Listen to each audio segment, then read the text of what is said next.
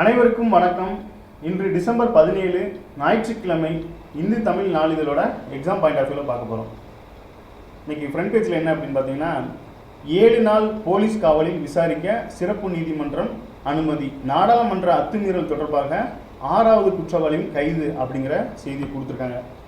என்ன அப்படின்னா, மக்களவையில் கடந்த 13ஆம் தேதி பார்த்தீங்கன்னா வண்ண புகை குண்டுகளை வீசி அத்துமீறலில் ஈடுபட்ட தொடர்பாக 6 பேர் இதுவரைக்கும் கைது செய்யப்பட்டிருக்காங்க அப்படிங்கிற செய்தியை தான் இதில் கொடுத்துருக்காங்க. இதில் என்ன சொல்ல வரீங்கன்னா, இந்த 6 பேருக்கும் பார்த்தீங்கன்னா 7 நாள் போலீஸ் காவலில் விசாரிக்க சிறப்பு நீதிமன்றம் அனுமதி அளிச்சிருக்கு அப்படிங்கிற தகவலை கொடுத்துருக்காங்க.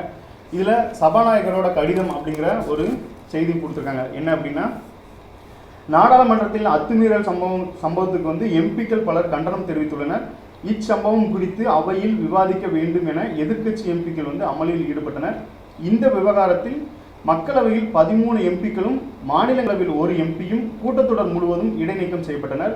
இந்த நிலையில் எம்பிக்களுக்கு மக்களவை சபாநாயகர் ஓம் பிர்லா நேற்று அனுப்பிய கடிதத்தில் கூறியதாவது என்ன சொல்லியிருக்காங்க அப்படின்னா, மக்களவை அத்துமீறல் சம்பவம் தொடர்பாக மத்திய உள்துறை அமைச்சகம் அமைத்த உயர்நிலை விசாரணை குழு அறிக்கை அவையில் விரைவில் தெரிவிக்கப்படும் அப்படிங்கிறதையும், மேலும் நாடாளுமன்ற வளாகத்தின் பாதுகாப்பு அதிகரிப்பதையும் இது போன்ற அத்துமீறல் சம்பவம் இனிமேல் நடைபெறாமல் இருக்க உறுதியான செயல் திட்டத்தை உருவாக்கும் உயர்நிலை குழு ஒன்றும் அமைத்துள்ளோம் அப்படிங்கிற கடிதத்தை எல்லா எம்பிஸ்க்கும் மக்களவை சபாநாயகர் அனுப்பிச்சிருக்காங்க அப்படிங்கிற செய்தியை தான் இதில் கொடுத்துருக்காங்க. இன்றைக்கி தலைப்பு செய்தியாக இதுதான் இருக்குது.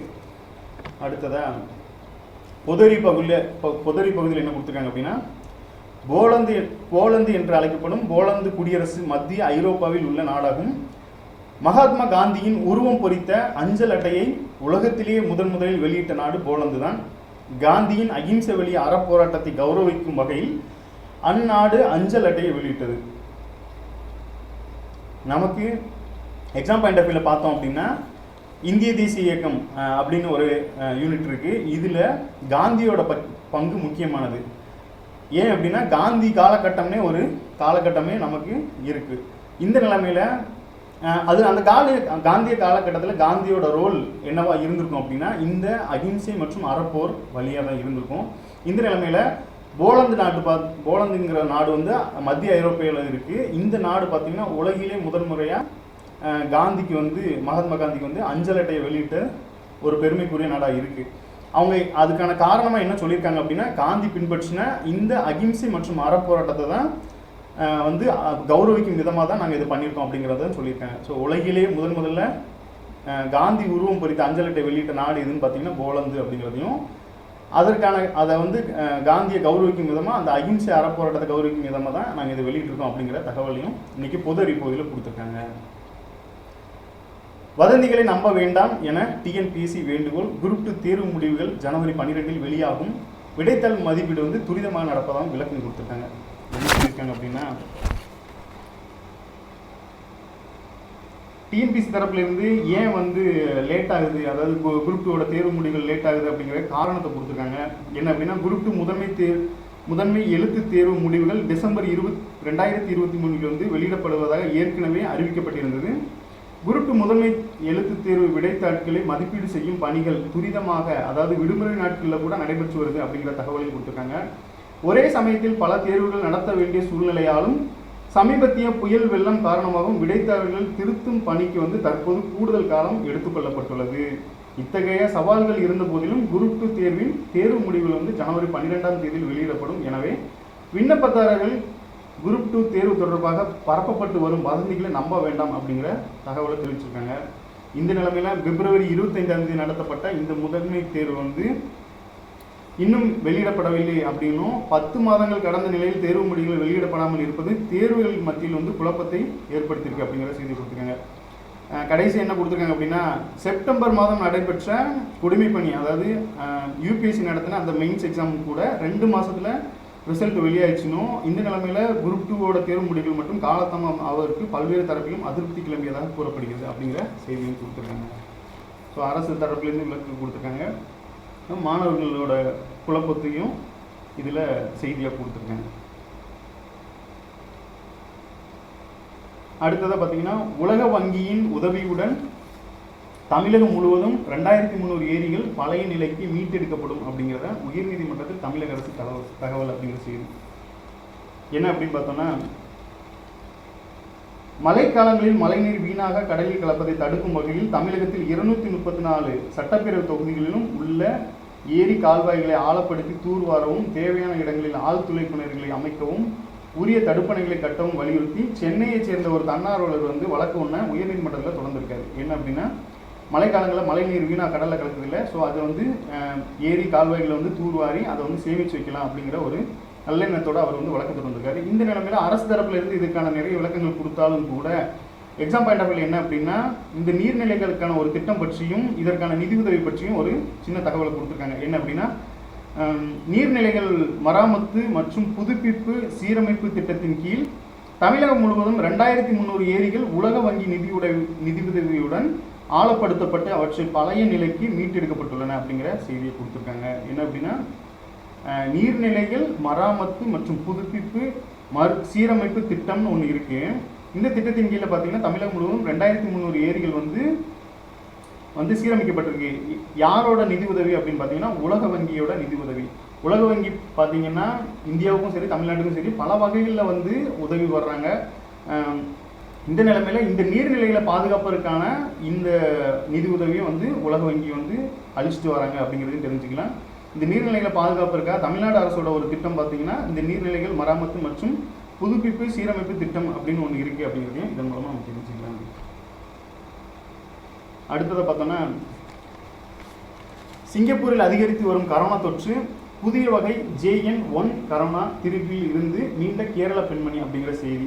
என்ன அப்படின்னா, உலக அளவில் பார்த்தோம் அப்படின்னா இந்த சிங்கப்பூரில் வந்து கரோனாவோட லேட்டஸ்ட் வெர்ஷன் வந்து பரவிட்டு வருது அப்படிங்கிறது நமக்கு தெரியும். சீனாவில் வந்து கடந்த 2019ஆம் ஆண்டு முதல் பரவிட்டு வர இந்த கரோனா வந்து ஒவ்வொரு ஸ்டேஜ்லையும் ஒவ்வொரு டைப்பாக வந்து திரிஞ்சு, அதாவது ஒவ்வொரு டைப்பாக வந்து உருமாறிக்கிட்டே வருது அப்படின்னு சொல்கிறாங்க. அதாவது ஒவ்வொரு காலநிலைக்கும் ஏற்றாப்புல அது உருமாறிக்கிட்டே வருது. இந்த நிலைமையில் இப்போ தற்போதைய நிலைமையில் பார்த்தீங்கன்னா இந்த JN.1 வகை கரோனா வந்து பரவிட்டு வருது அப்படின்னும், உலக லெவலில் பார்க்கும்போது சிங்கப்பூரில் அதிகமாக பரவிட்டு வருதுன்னு, இந்தியாவில் பார்த்தீங்க அப்படின்னா கேரளாவில் ஒரு பெண்மணி வந்து பாதிக்கப்பட்டு அதுலேருந்து மீண்டிருக்காங்க அப்படிங்கிற செய்தியை இதில் கொடுத்துருக்காங்க. இந்த கரோனாவுக்கு வந்து பார்த்தீங்கன்னா இந்த கரோனா இருக்குதா இல்லையா அப்படிங்கிறத ஒரு டெஸ்ட் மூலமாக பண்ணுறாங்க. என்ன அப்படின்னா, RT-PCR அப்படிங்கிற பரிசோதனை மூலமாக தான் இவங்க ஒருத்தர் வந்து கரோனா பாதிக்கப்பட்டிருக்காங்களா இல்லையா அப்படிங்கிறத கண்டறிகிறாங்க. அதையும் இதில் கொடுத்துருக்காங்க. இந்த நியூஸில் வந்து RT-PCR சோதனை வந்து செய்யப்பட்டிருக்கு. செஞ்சது மூலமாக தான் இவங்க வந்து கரோனாவில் பாதிக்கப்பட்டிருக்காங்க அப்படிங்கிறத சொல்லியிருக்காங்க. இதன் மூலமாக இந்த JN.1 வகை தற்போது பரவிட்டு இருக்க இந்த JN.1 வகை கரோனா வந்து எங்கே முதல்ல கண்டறியப்பட்டிருக்கு அப்படிங்கிற செய்தியும் கொடுத்துருக்காங்க. JN.1 வகை வைரஸ் திரிபு முதலில் வந்து லக்சம்பர்க் அப்படிங்கிற நாட்டில் தான் முதல்ல கண்டறியப்பட்டிருக்கு அப்படிங்கிற, அதன் பின்னரே பார்த்தீங்கன்னா தொடர்ந்து பிற நாடுகளில் இந்த திரிபு கண்டறியப்பட்டிருக்கு. நமக்கு என்னென்னா, இந்த JN.1 வகை வைரஸ் வந்து முதல்ல எந்த நாட்டில் வந்து கண்டறியப்பட்டது அப்படின்னா லக்சம்பர்க் அப்படிங்கிறதையும், தற்போதைய நிலைமையில் சிங்கப்பூரில் அதிகரிச்சுட்டு வருது அப்படிங்கிறதையும், இதற்கான முன்னேற்பாடுகள் வந்து இந்திய அரசும் தமிழ்நாடு அரசும் வந்து முன்னெடுத்துட்டு இருக்காங்க அப்படிங்கிற செய்தியும் இதன் மூலமாக தெரிஞ்சுக்கலாம். அடுத்ததாக பார்த்தீங்கன்னா, நேற்றுக்கு டிசம்பர் 16 வந்து என்ன டேட் அப்படின்னு பார்த்தீங்கன்னா இந்த விஜய் திவாஸ், அதாவது 1971 பாகிஸ்தானுடனான போரில் உயிர் தியாகம் செய்தவருக்கு வந்து பிரதமரும் குடியரசுத் தலைவரும் வந்து மரியாதை செலுத்தியிருக்காங்க. இதை முன்னிட்டு வந்து நாம் என்ன தெரிஞ்சுக்கணும் அப்படின்னா, இந்த 1971 இந்தியாவுக்கும் பாகிஸ்தானுக்கும் அந்த டைமில் போர் நடந்திருக்கு அப்படிங்கிறதையும், இதன் மூலமாக தான் பங்களாதேஷ்க்கு வந்து சுதந்திரம் கிடைச்சிது அப்படிங்கிறோம், பாகிஸ்தான்லேருந்து விடுதலை கிடைச்சிது அப்படிங்கிறதையும் இதன் மூலமாக நம்ம தெரிஞ்சுக்கிறோம். இந்த போர் நடக்கும்போது பிரதமராக இருந்தவங்க யார் அப்படின்னா, மறைந்த முன்னாள் பிரதமர் இந்திரா காந்தி அம்மையார் தான் பிரதமராக இருந்திருப்பாங்க. ஸோ இந்த தைரியமான முடிவும் அவங்க எடுத்து அதை சக்ஸஸ்ஃபுல்லாக முடிச்சிருக்காங்க அப்படிங்கிறதையும் தெரிஞ்சுக்கலாம். இந்த காலகட்டத்தில் பார்த்தீங்கன்னா தேசிய நெருக்கடி, அதாவது நேஷனல் எமர்ஜென்சியான அந்த 352 இந்த டைமில் பயன்படுத்தியிருக்காங்க அப்படிங்கிறதையும் நம்ம தெரிஞ்சுக்கலாம்.